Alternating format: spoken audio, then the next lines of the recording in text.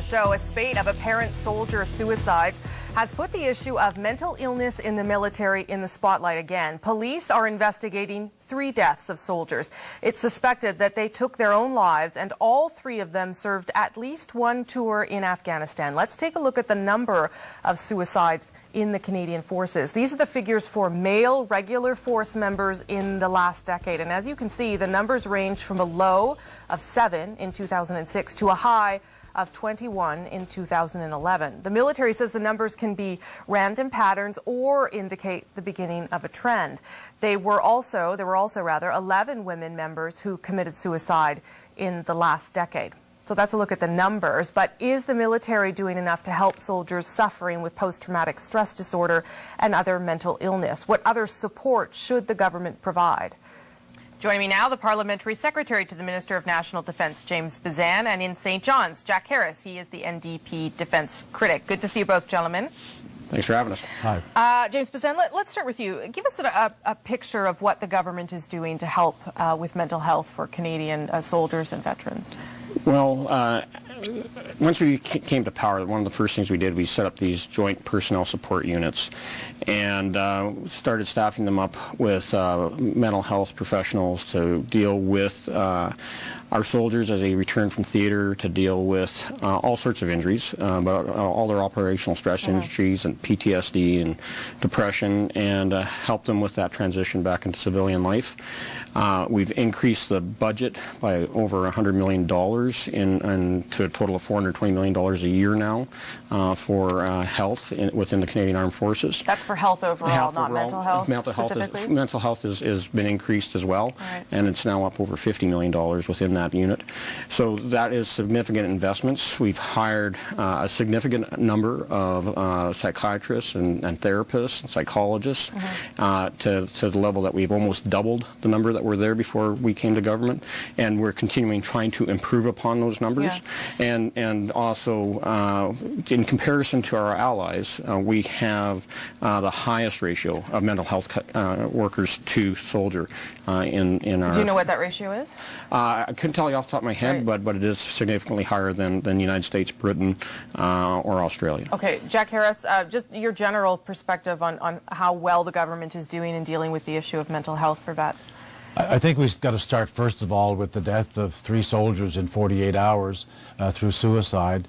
To me, this is a continuation of the deaths from the Afghanistan mission, and they ought to be treated just as seriously as the deaths that took place in actual combat. Yes, we've got a lot of services, but the question is, do we have enough? We've got, complaints from the families of these individuals that they didn't get the help that they needed.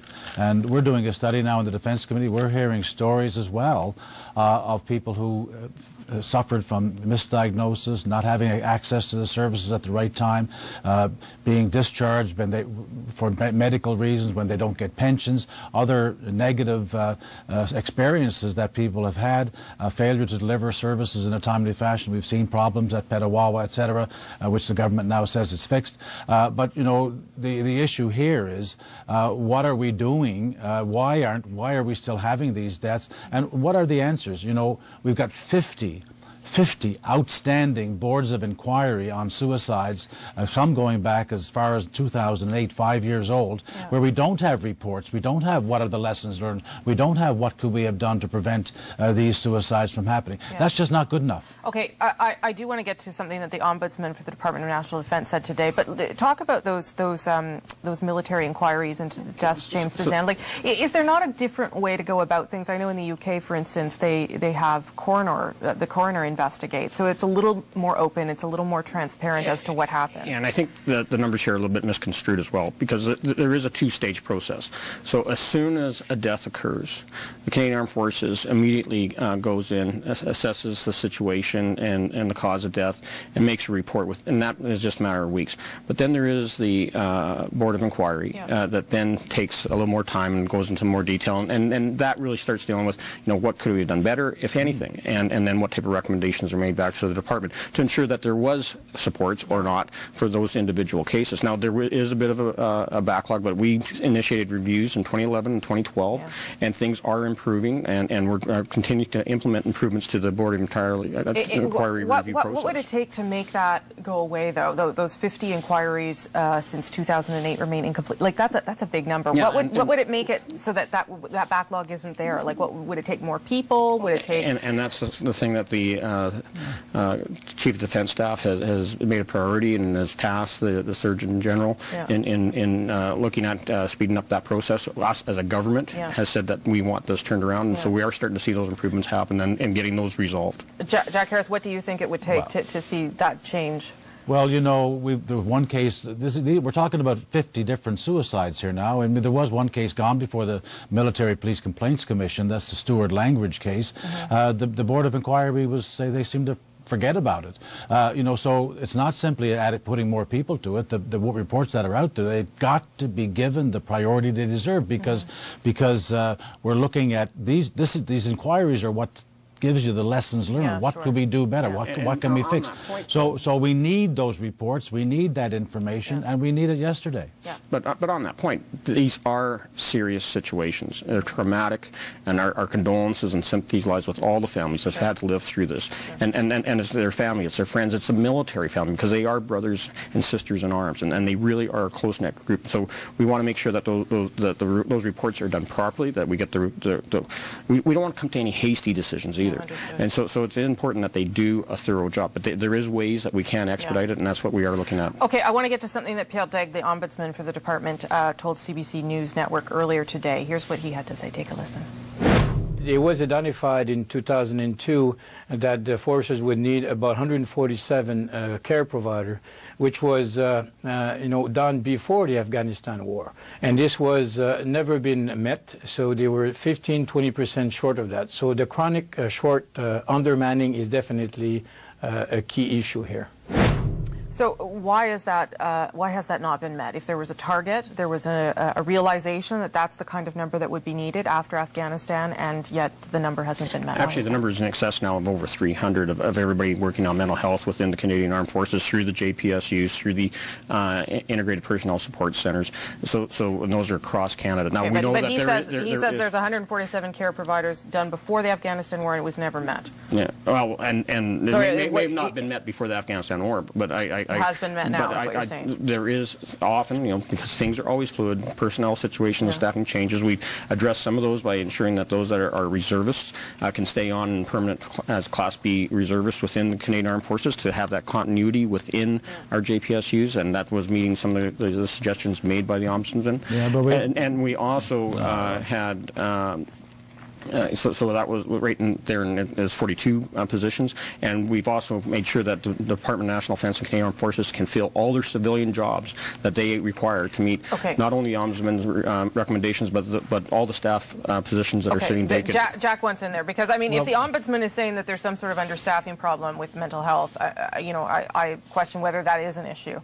And we also have the Veterans Ombudsman Guy Perron saying the same thing. That's just a surge of troubled soldiers, and his office has been seeking the improvement of service on an ongoing basis. So we do have, I know improvements are being made, but we do have a serious problem. We've also got a problem with some policies. Why are, some of the reasons that these soldiers are so desperate is because they're being discharged for medical reasons before they're eligible for a pension, before they're ready to go. We have this universality of service rule. Pierre Daigle, the CF Ombudsman, has said we should start looking at relaxing that in the case of combat injured soldiers. There's 67,000 regular force members in our Canadian forces. They don't all have to be combat ready. We expect the public service, for example, or private employers in the federal area to accommodate people who have disabilities. We're not doing that within the Canadian forces. So we should be having a look at some of these policies that give some of these soldiers some expectation that that they're not going to be thrown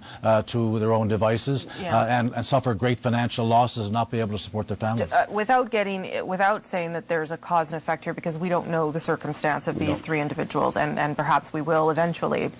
All we know is that they were in a general. Yeah, we're not talking about these particular individuals necessarily, but some of these policies have that effect of making people feel pretty unloved. Okay, so but without getting into these specific cases, as I just said, to what extent, though, are we going to potentially see more soldiers dealing with mental illness, problems reintegrating into society and to their communities as they come back from very, very difficult missions as the Afghan mission is over? Is this going to be an increasing problem, and how are we going to cope with this?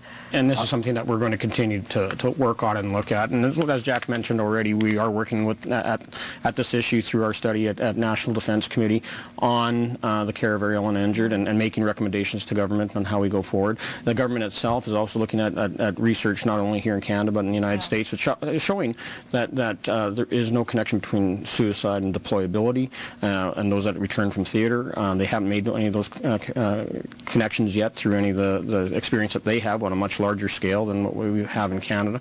We'll continue to train and prepare people in dealing with mental health and ensure that we have the staffing required.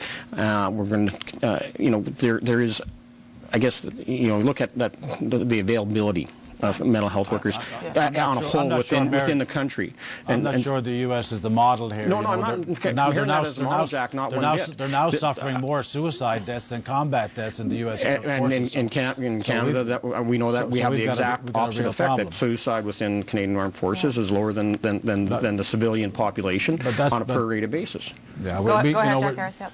Guy Perron has said, and I believe he's right, that we have a surge of troubled soldiers who are needing help, and we're going to need more assistance, not less. Part of it is because the onset of PTSD sometimes takes a few months, in some cases a few years after deployment, after coming back. We will have all of our soldiers back as of next March, so we're going to see that over the next few years. We have to be ready for it. We have to have those reports. We have to know what needs to be done to prevent this from happening. Okay, and on those reports that have come back, they're showing that suicides are related to depression, not PTSD. And we're going to make sure that we have the resources and give all the support that we can to our brave men and women who have served us in the military. Depression is one of the symptoms of PTSD. Let's not cut too fine a point here. Okay, I'm going to wrap it up there. It's a difficult topic, but an important one, and I appreciate you both weighing in. Thank you.